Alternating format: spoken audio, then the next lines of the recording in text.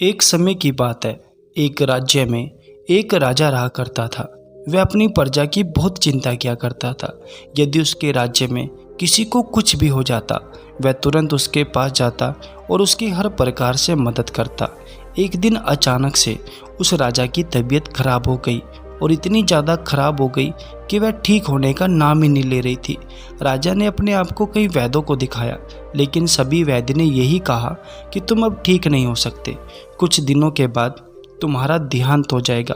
ऐसा सुन राजा काफ़ी चिंतित हो गया और उसकी चिंता की सबसे बड़ी वजह यही थी कि मेरी मृत्यु के बाद ऐसा कौन व्यक्ति है जो मेरे राज्य को संभाल सके, क्योंकि ना तो उसकी कोई औलाद थी और ना ही उसे किसी दूसरी व्यक्ति पर भरोसा था। फिर एक दिन राजा ने फैसला किया कि वह इम्तिहान लेगा और जो कोई व्यक्ति उसके इम्तिहान में पास हो जाएगा वह उसी को अपना राज्य सौंप देगा।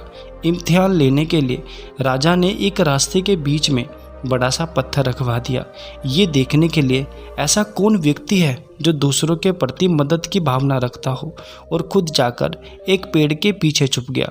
उस रास्ते से कई लोग गुजरे, लेकिन किसी ने भी उस पत्थर को हटाने की कोशिश नहीं की। फिर उधर से एक किसान अपना बैल लेकर अपने खेत से अपने घर वापस जा रहा था।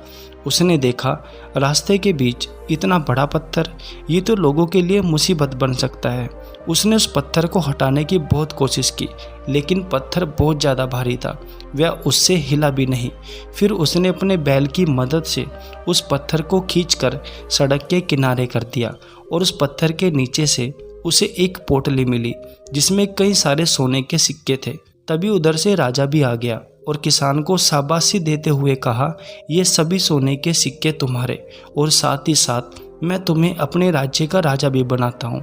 ऐसा सुन किसान काफ़ी खुश हो गया और राजा ने उसे अपने राज्य का राजा भी बना दिया, और किसान खुशी खुशी से उस राज्य को संभालता रहा और ईमानदारी से सबकी मदद करता रहा। दोस्तों, इस छोटी सी कहानी से हमें यही शिक्षा मिलती है कि हमें कभी भी मुसीबत से नहीं डरना चाहिए, बल्कि हमें उसका डटकर सामना करना चाहिए। यदि हम मुसीबत का डटकर सामना करते हैं तो हमें वह सब कुछ हासिल हो सकता है जो हमने कभी सोचा भी ना हो। मुसीबत से डरकर भागते हैं तो असफलता के अलावा हमारे हाथ कुछ भी नहीं लगता। उम्मीद करता हूँ ये छोटी सी कहानी आपको पसंद आई होगी। अगर कहानी अच्छी लगी है तो कमेंट कर ज़रूर बताएं, और ऐसी ही मोटिवेशनल स्टोरी सुनने के लिए आप हमारे चैनल को भी फॉलो कर सकते हैं। फिर से मिलेंगे एक नई कहानी के साथ, तब तक के लिए धन्यवाद।